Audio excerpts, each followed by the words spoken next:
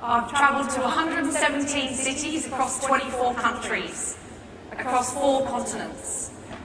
And we've been researching the generational theory for about 3 years now, looking at the way that the generations are different in the workplace, how they're different consumers, the different buying behaviour and the different ways of communication. First generation are actually inheriting money from their parents that had some equity. First time it's ever happened.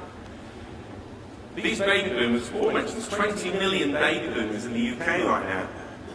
And even more important from a marketing perspective or a target audience perspective is 80% of the nation's wealth sits with those baby boomers. 80% of the nation's wealth. And I went online an hour ago just to check what that's worth, and it's about £14.28. But that's where this... And chances are, you're Generation X. Generation X grew up at a time of confusion, political unrest, society conflict, lots of issues, lots of complexity. The Cold War was over, the walls had come down, and we were left in a world that was neither black or white, us or them. Them or us. It was a far more complicated and pressurised world. But the boomers used to say... ...in history. And we only know equality. I don't know a life where women aren't equal to men.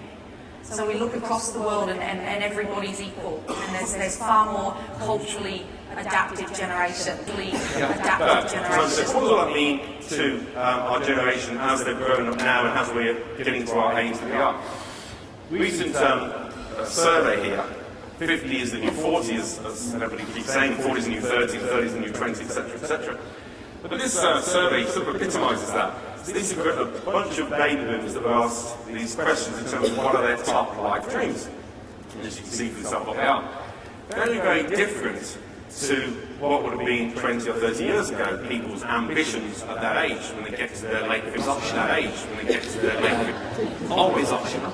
They also have parents who hover over them figuratively, and we call them helicopter parents. I did a research project last year looking at helicopter parents who hover over Generation Y, intervening like personal SWAT teams whenever they have problems.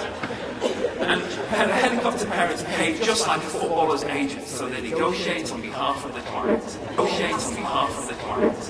So is your brand, is the interaction with your customers enabling them to collaborate with you, to co-create, to control and to connect?